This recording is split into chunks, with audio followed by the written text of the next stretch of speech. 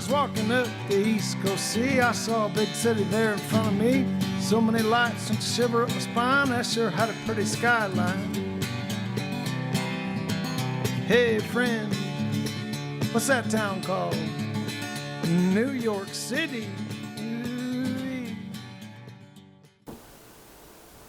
Thank you, everybody, and good day. This is Gary Fielder from Denver, Colorado, reporting in with regard to our big class action matter that we call Dominion Class Action. Now, we have a website called DominionClassAction.com, and when I use the word we, I mean the whole team. And we really have a team. And although oftentimes the videos that we make just involve my interaction with you, we have people behind the camera, we have people off to the side that help me, and we have others on our staff that help with the pleadings and paralegals to help us out where we need help in that regard.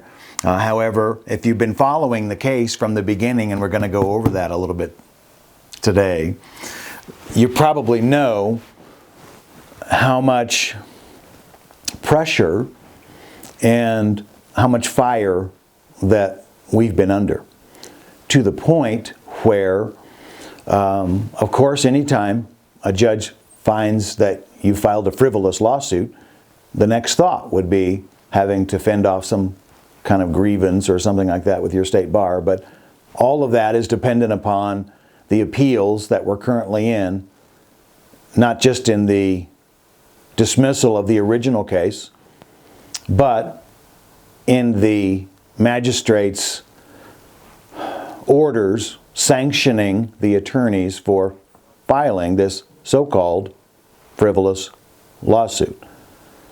Now, it's been over a year. In fact, it's been 13 months since Mr. Walker and I started to receive what you call Rule 11 letters. Now, if you're going to claim that someone's filed a frivolous lawsuit, under Rule 11 of the Federal Rules of Civil Procedure, if you send the other side a letter that says, hey, under Rule 11, this is a frivolous lawsuit, you shouldn't be filing this, and if you continue in this regard, then we're going to seek sanctions because it's obviously a frivolous lawsuit. So you have to remember at that time, and what I mean by that time, through December, through January, through February, December of 2020, a month after the election or so, January of 2021 during the swearing in, and then thereafter in February and March, as our case continued and the other cases sort of found their way through the system, and some are still finding their way through the system. So it was a very intense time. It was also on the heels of Dominion Voting Systems, Inc., that we just use the word Dominion to describe them, when they were actively suing other people, and their executives, like Eric Kummer, were suing people and entities here in Denver, Colorado, for defamation, saying that by releasing this information or alleging these particular facts, you're defaming this company. Now, their standard or their legal issue of whether or not Dominion Voting Systems is sort of a public figure is slightly, although not much, different than our assertion that they're a state actor. I would assert that if they're a state actor, then they have no ability to assert some private status that even allows them to bring a defamation case, because they're a state actor. Now, if they're a public figure that you can criticize as long as there's no malice, so on and so forth, well, that may not mean that they're a state actor. So I think the issue of state action is still best resolved in our case. And in that regard, the other cases that were dismissed, a la the Sidney Powell cases, and I can mention Mr. Linwood's cases because I think one of them, with regard to the senatorial race, is still alive. But his cases were dismissed for lack of standing, and they really should have been. And we can go over that. We've gone over that multiple times, but it's still important to continue to go over that, because these issues are now just coming to the surface, and people are now just starting to understand their own rights and how this needs to be played out. And when you've been called a frivolous lawyer, and it's been done in a systematic approach, all during the briefing schedule of the plaintiffs in the Tenth Circuit asserting their standing in the original class action lawsuit. This is one of 4 or 5 notebooks that we have in our frivolous lawsuit. You can see all the frivolous pleadings that we filed, that we spent hundreds of hours preparing and attaching documents to. This has all been deemed frivolous, but we'll go over that. The bottom line is that in the last just week or so, we've been totally vindicated. And I think that needs to be a part of at least your own conversations in your own family or in your own circle of friends or in your own mind if you don't talk to anybody about it. One of our strategies is to try not to affect public policy. Really, we're plaintiffs. We've been damaged. We need to have a damages trial. We need some discovery.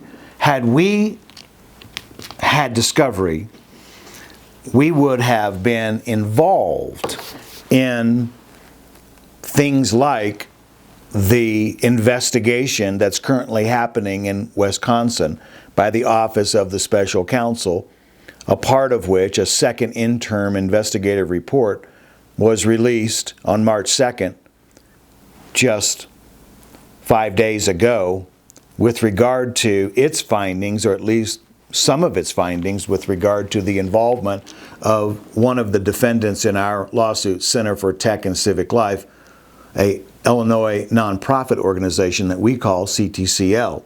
So, although our initial class action complaint and jury demand filed, and you can see it right on the top, December 22nd of 2020. So, our frivolous lawsuit, which is still alive in the 10th Circuit, has been alive now for close to 15 months.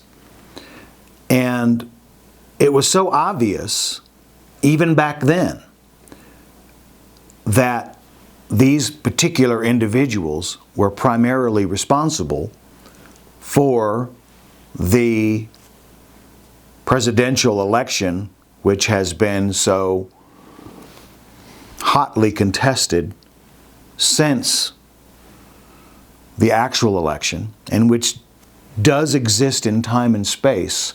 That's why it's not a generalized grievance. We're not just arguing that voting machines are bad, or that Facebook shouldn't be doing this, generally speaking, or that Mark and his wife are not very good people. No, we have a particular fact pattern, all of which we outlined in our complaint, which you can view online at DominionClassAction.com. You can review the original complaint. And as we go through it now, all these months later, it's pretty clear that all of the allegations that we made are true.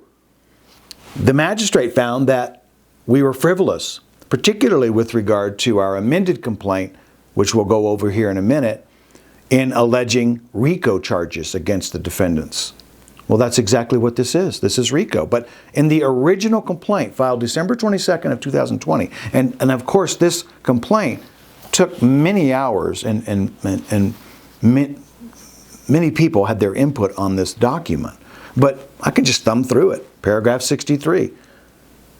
We're talking about the Zuckerbergs, through their donations to CTCL and other entities. Mr. Zuckerberg and Ms. Chan have created a scheme and an organized device to provide funding to pursue their political ideology, which is used as a part of the governmental function of holding an election, while stifling the speech of the political opposition on Facebook. That's not frivolous. That's dyed in the wool. And every single paragraph, you can just read any of these. The funds received from Facebook Zuckerberg and Chan, and funneled through CTCL and others, were administered and directed to the most effective counties as determined by certain secretaries of state, with knowledge of their agenda and the impact it would have on the 2020 presidential election. It goes through all the counties. It specifies all the funding in Georgia, Michigan, Pennsylvania, Wisconsin. We outlined all of the activity that they were involved in. This conduct in furtherance of a conspiracy, scheme, and device that burdens the rights of every registered voter in America was implemented in municipalities and counties where documented election fraud and irregularities have occurred. The claims are all outlined in our opening complaint.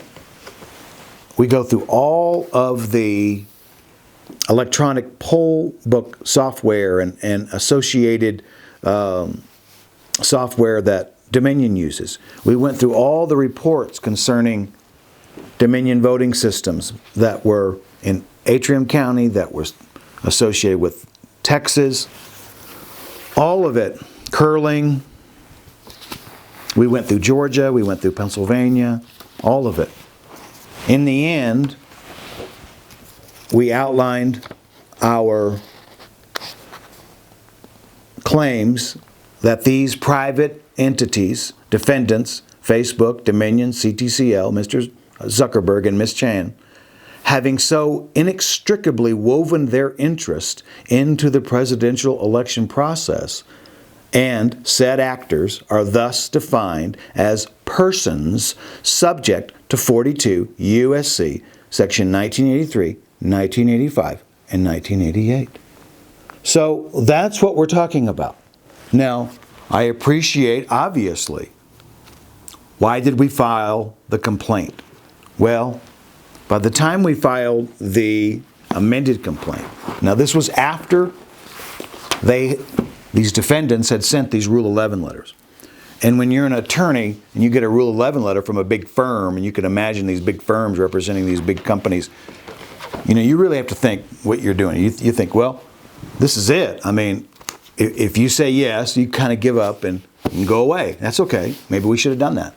But if you say no, well, then you're going to go up against the dragon. You're going to go up against the machinery, the establishment. And they're going to give it everything they have, because they have essentially not unlimited resources, but a lot of resources. And so when you could see Dominion voting systems out there suing Sidney Powell and suing Rudy Giuliani and just suing anybody I think they sued Patrick Byrne. I think they sued a lot of people. Now, they didn't sue us because we weren't out there in the public saying these things. Everything that we said was backed up by the evidence. Everything we said was in pleadings. Now, on the record, they would say, the other attorneys would say personal things about me, like I was a plagiarist or, I defamed them. And of course, the magistrate backed them up on that and said in his order, finding that we were frivolous, that we defamed these individuals and all of that. But when we opened the website, DominionClassAction.com, and when we used the word Dominion, we didn't really reference Dominion Voting Systems, Inc. You might think, oh, that's about Dominion Voting Systems, Inc. No. We just stole the word back. And I've said this many times. When we say DominionClassAction.com, we're just stealing the word Dominion back, because they're using it in that sense. And nobody can own the word Dominion. You could say Dominion Plumbing Systems, Inc. and have your plumbing business right here in Denver, Colorado. And they can't gripe. So you can't have Dominion Voting Systems because they've already got that. But you could have Dominion Hamburgers, Inc. I mean, you can open up a restaurant called Dominion. You can open up a dance hall called Dominion. And you can have a website called DominionClassAction.com. And now we have a nonprofit. And I keep using that word we because we are connected. Our mission is connected. But we just want to make sure that if people donate to Save Our Suffrage, doing business as Dominion Class Action, there's a board.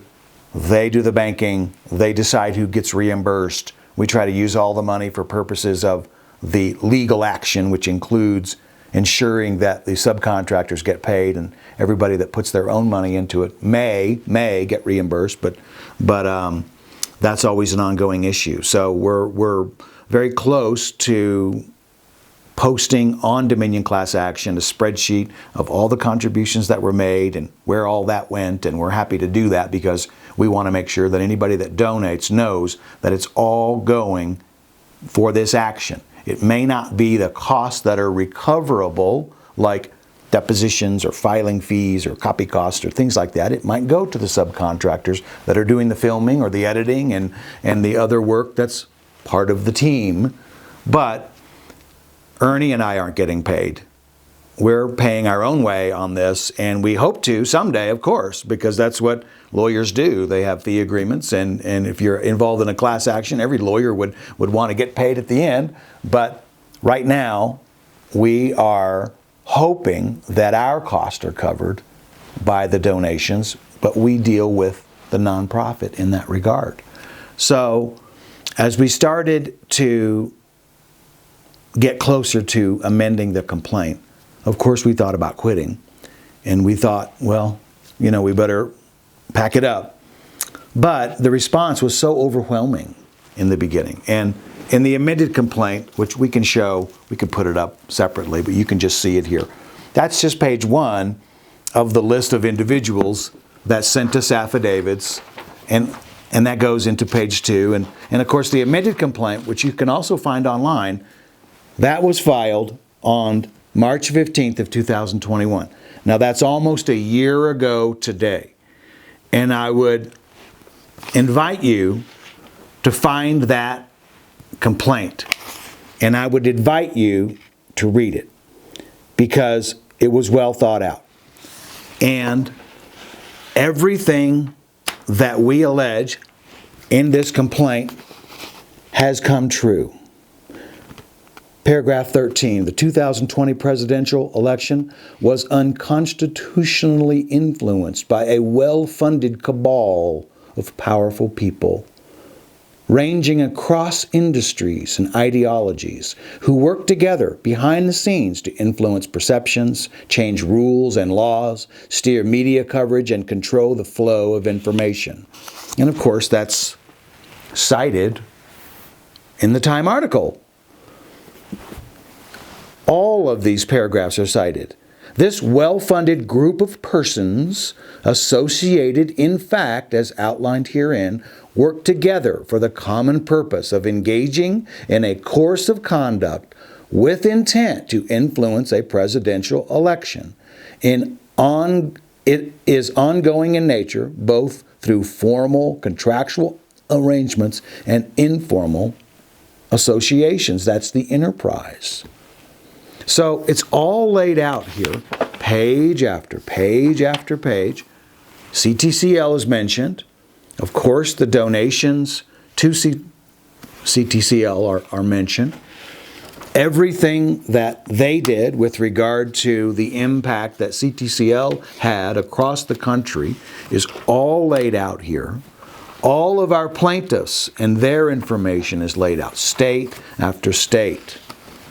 Now, in the end, wouldn't you now say, from reading the investigative report from the Office of the Special Counsel in Wisconsin, that just in Wisconsin, CTCL violated every registered voter's constitutional rights?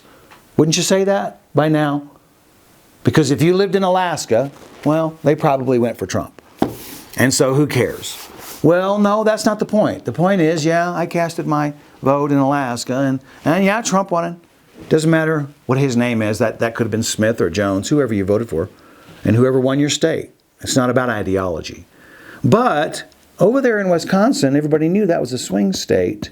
And if my candidate can't win, Smith or Jones, can't win because the actors in Wisconsin are violating the Constitution, well, they're violating the person's rights in Alaska in that national election. maybe in the state election of Alaska, I've said this 1,000 times, maybe in the state election of Alaska, that conduct in Wisconsin is not violating the Alaska voters' rights. But in the national election, this is why we filed it in federal court, this is why we're asserting the Constitution, then the conduct by these otherwise private entities who shared the duty, if you will, of conducting the election under the Constitution. We created the states to conduct elections. That's really the only real reason they were even created, is to construct a government to protect everybody's rights. That's how all of these states are formatted. But through the years, the selection of the President of the United States has evolved. It used not to be with the public vote. But as we all now agree, in all 50 states, the public vote of each state tells its state legislatures who to send to Washington. All 50 states have passed laws in that regard. They don't have to do it that way. I've said that 100 times. But they all have done it that way. Bush v. Gore, they all have done it that way. And that's outlined in our opening brief on the standing issue, which you can also find on dominionclassaction.com. So, when we filed the amended complaint, we outlined everything that these individuals had done to inextricably weave in and be part of the election process. That is state action. And what we said, as we've said multiple times on our videos, is that the certifications of the elections are ultra-virus and unconstitutional. So, for example, in Georgia, paragraph 526 of the amended complaint, the certification of Georgia's election is void ab initio. Could you define ultra-virus and void ab initio? Well, ultra-virus means by fraud. That's what that means. Ab initio means from the beginning. So anytime you have fraud, well, that vitiates the certification. And anytime you have fraud, it's from the beginning. So it's void ab initio. It's already void. Now, the issue is, if the certification is void, is the action of the Georgia legislature in sending its electors to cast the vote that they're ordered to cast. And of course, you could have runaway electors, but that's not part of our situation. Can those electors be recalled? Well, that's for another set of lawyers and another lawsuit and another entity, another Supreme Court matter. Can those electors be recalled? Well, the certification is void. That you don't need to find. That's already done. Now, who's going to declare that? Well, you would think that a court could declare that, and we did ask for declaratory judgment, but we were dismissed out of the hat. We were dismissed for lack of standing, and I want you to understand the importance of this appeal now, because although our case is rarely talked about, you think about the importance of this appeal. Whether we're good lawyers or not is really irrelevant. If you look at the pleadings that we filed, you cannot say that they're frivolous. Everything that we state, it doesn't matter where you flip, every single paragraph is true. I could just flip to any one of these and they're all true. At all relevant times, Facebook and Zuckerberg, through their agents, third-party contractors, fact-checkers, and employees, censored news articles, opinions, editorials, and other content by setting specific parameters, algorithms, and other methods to suppress content related to the election, including threats or actions to ban or terminate individual users or groups or pages who did not comply with the censorship rule. We've talked about this dozens of times. As a voter, when you go to court and you try to restrain or get a court to force a state like the great state of Wisconsin to do something that it might be constitutionally required to do, that's different than suing otherwise private side actors for their state conduct for damages. So that's the real injustice as to why Mr. Walker and I have been found to be frivolous, because with all due respect, we were just lumped in with the other cases where the plaintiffs allegedly didn't have standing, and they were found to be frivolous.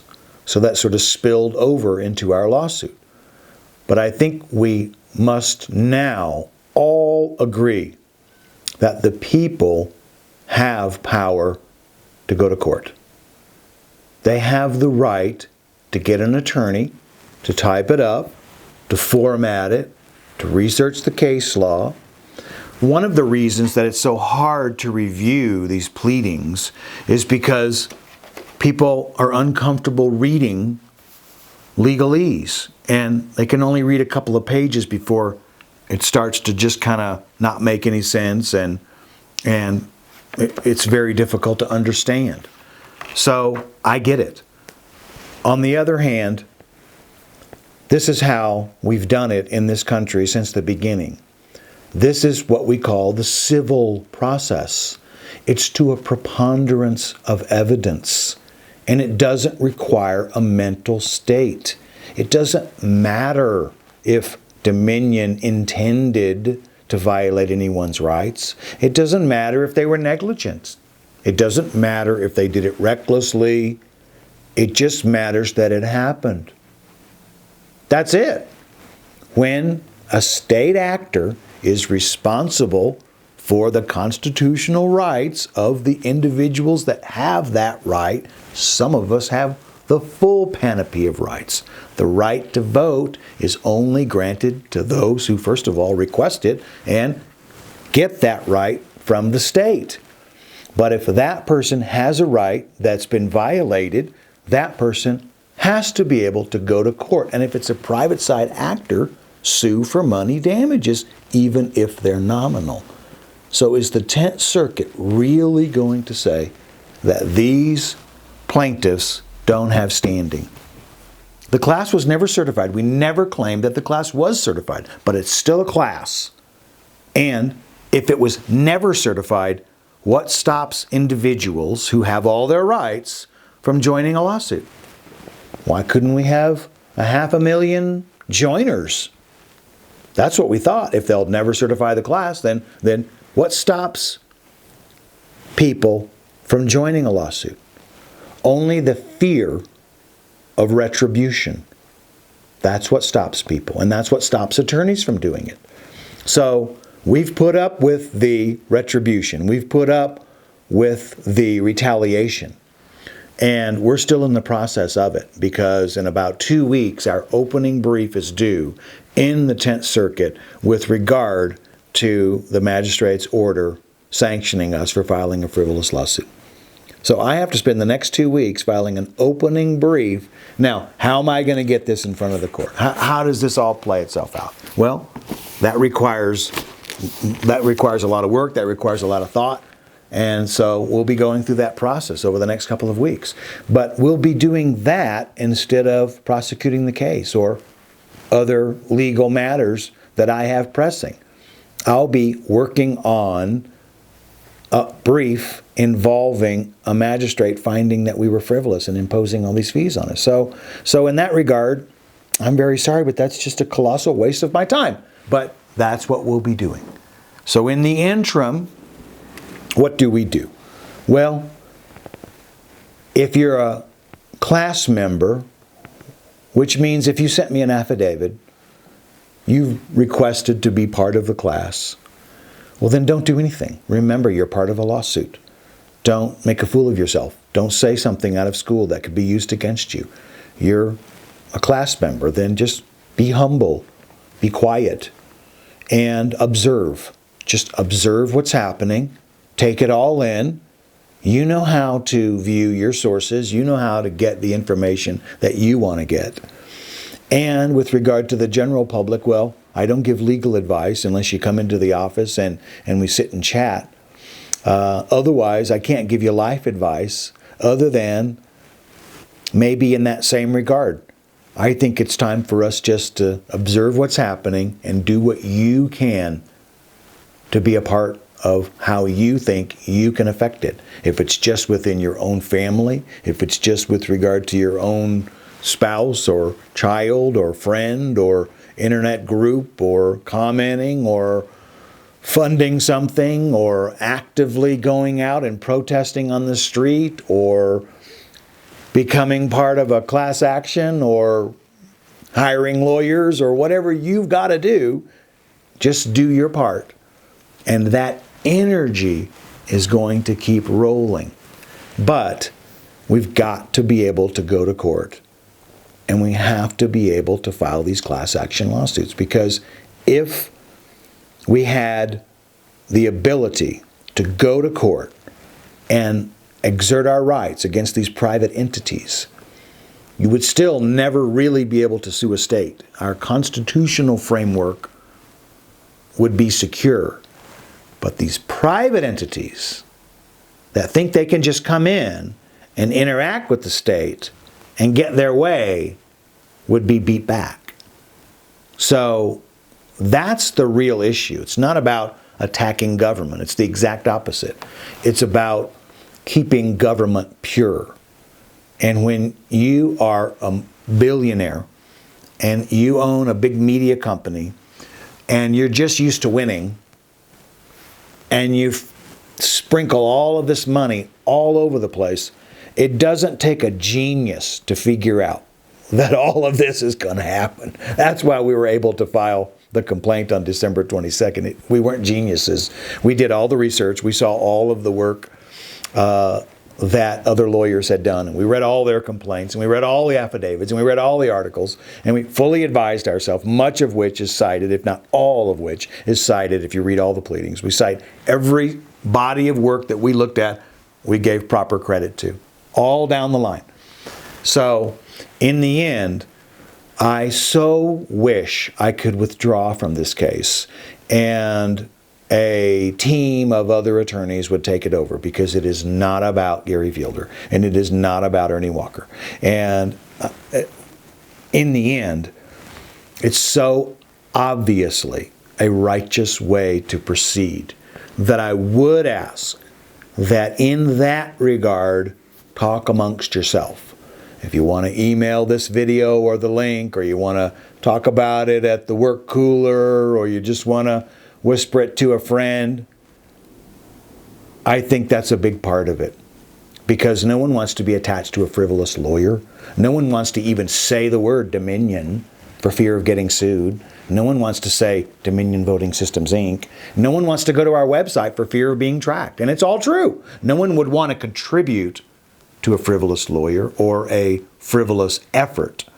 So, in that regard, I understand everyone's hesitation. So, make your best judgment with regard to the issue. But in the end, don't you think you have the power?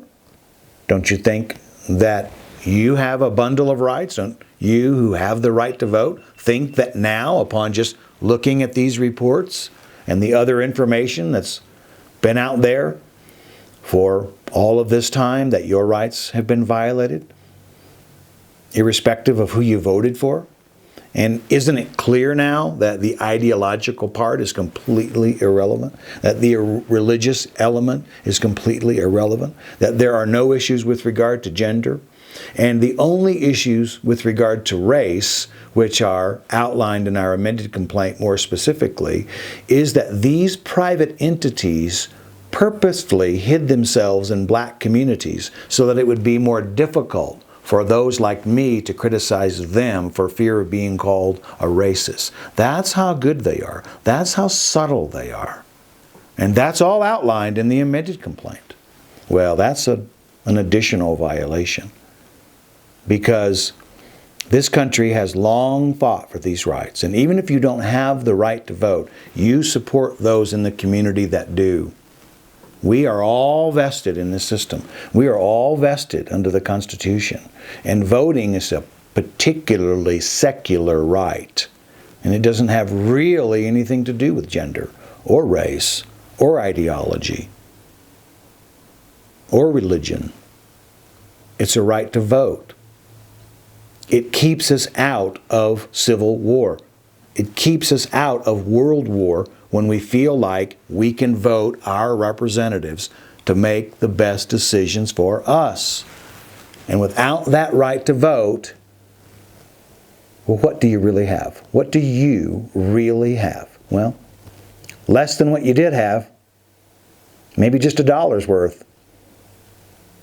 But I dare say that your right to vote has been violated by these entities. And there are many others. And there are many other individuals. But at the very core are all of these individuals that we've outlined in our initial complaint, in our amended complaint. So stay safe and hang in there, and we'll see you on the other side. Thank you.